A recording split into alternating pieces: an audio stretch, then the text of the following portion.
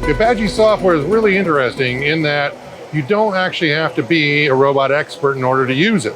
Everybody knows about worker shortages.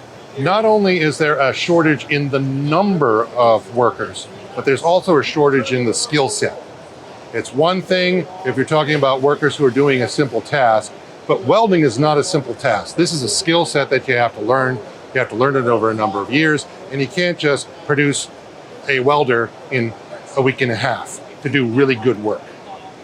And as such, it's more becoming the norm to look at using people who have welding technology to enable them to do more work by pairing them with 1, 2, 3, 5 robots and having them dictate what 5 robots are doing in a welding environment.